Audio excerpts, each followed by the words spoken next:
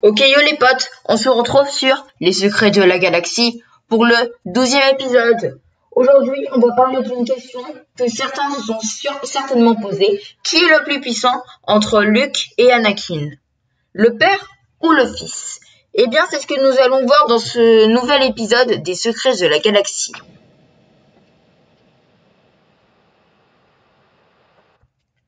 Luke et Anakin se sont affrontés 2 fois. La première fois dans l'Empire contre-attaque, donc Star Wars 5, et la deuxième fois dans le Retour du Jedi.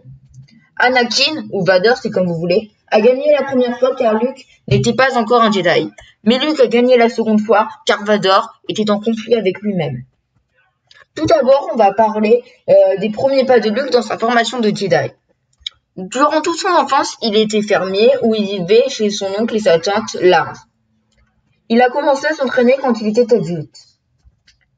Malheureusement pour lui, il se fait couper la main par Vader et assez facilement, je dois dire. Mais son père, donc Vader, décide de l'épargner pour que son fils rejoigne le côté obscur, mais Luke refuse et saute dans le vide.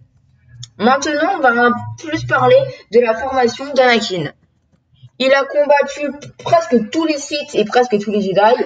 On peut citer Asajj Ventress, surtout du coup dans Clone Wars, car on la voit uniquement là-dedans. Il a aussi affronté le Comte Dooku dans Star Wars 2 et 3, et Obi-Wan Kenobi sur Mustafar dans Star Wars 3. Il s'est également battu plusieurs fois contre les armées de droïdes des séparatistes dans la série The Clone Wars. Et il s'est fait aussi entraîner et conseiller par le suprême maître Jedi, Yoda. Mais qui est le plus puissant? C'est la vraie question qu'on se pose. Eh bien pour moi, c'est Anakin. Eh oui.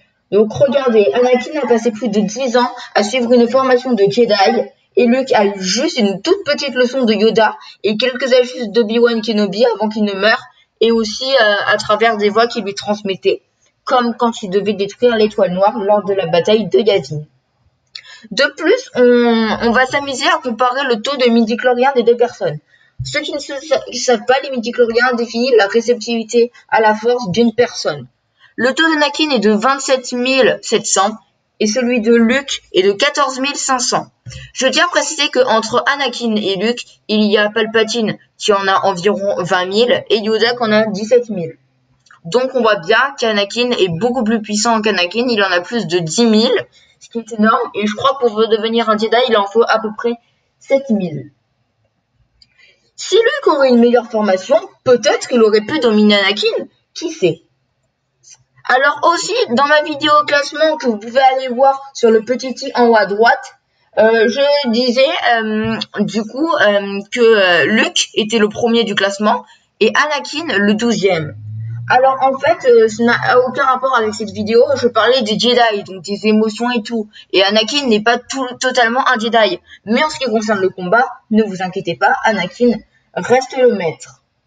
Anakin me fait beaucoup penser à un personnage de Marvel.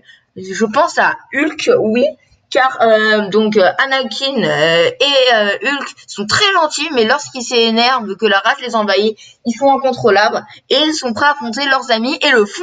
Anakin a bien affronté Obi-Wan lorsque il apprend que Padmé l'a trahi, et lorsque Loki manipule Hulk et il est plus fort qu'eux, et ben il va affronter Thor. Bon après il va affronter Thor, mais ça n'a aucun rapport. C'est parce que il est dans Thor Ragnarok, c'est parce qu'il était obligé. Voilà, donc c'est la fin de cette petite vidéo. N'hésitez pas à liker. Je sais pas vous qui vous pensez fort. Dommage qu'il n'y a plus les sondages. Mais personnellement, moi, c'est Anakin le plus puissant pour moi. Donc n'hésitez pas à vous abonner, à liker aussi. Et moi, je vous dis au revoir. Ciao!